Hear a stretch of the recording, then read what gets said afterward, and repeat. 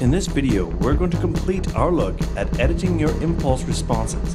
More specifically, we're going to look at editing the various envelopes that can be applied. Envelopes such as volume and panning. You can access the various envelope editors by clicking on the respective icon along the bottom of the interface. The first icon will open the panning envelope, which is represented by a pink line over the waveform.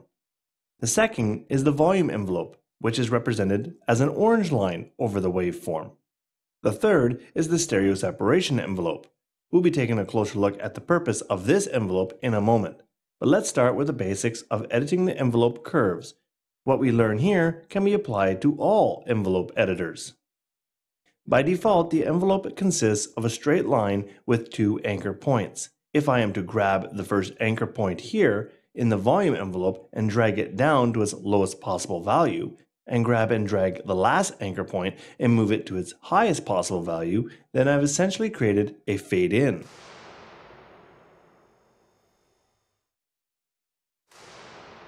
Of course, the same could be done to create a fade out by reversing the start and end anchor values. Now this demonstration was done with a volume curve. If I were to create a similar edit on the panning envelope, our impulse response would start on one side of the stereo field and finish on the other.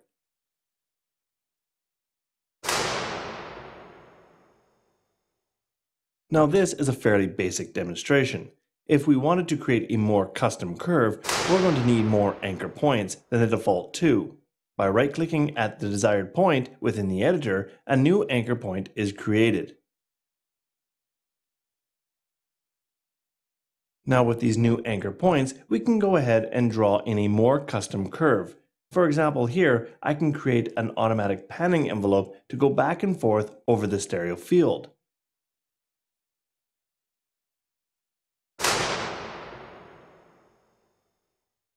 To remove an anchor point, simply right-click on the anchor and select Delete from the drop-down menu. In between the anchors is another handle.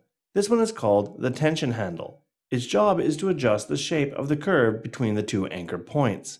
By clicking and dragging up or down this tension handle, you can adjust the shape of the curve.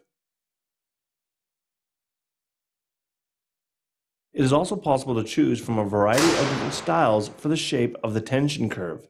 This can be done by right-clicking on the anchor point to the right of the tension handle and selecting a shape from the drop-down menu.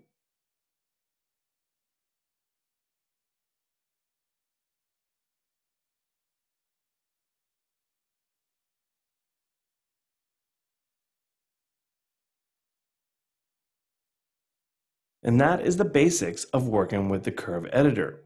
Here I used volume and pan curves to demonstrate how to edit the curves themselves.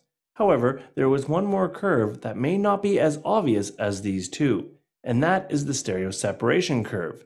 This curve allows you to tweak the width of the stereo field over time. Values that are below 0% will create a wider separated stereo field.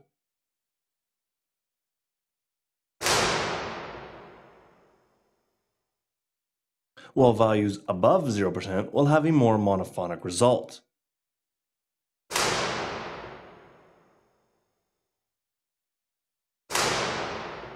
So in this video, we took a look at how to apply basic curve edits to control the volume, panning, and stereo separation over time. In the next video, we'll take a look at various processes that can be applied to your impulse response file.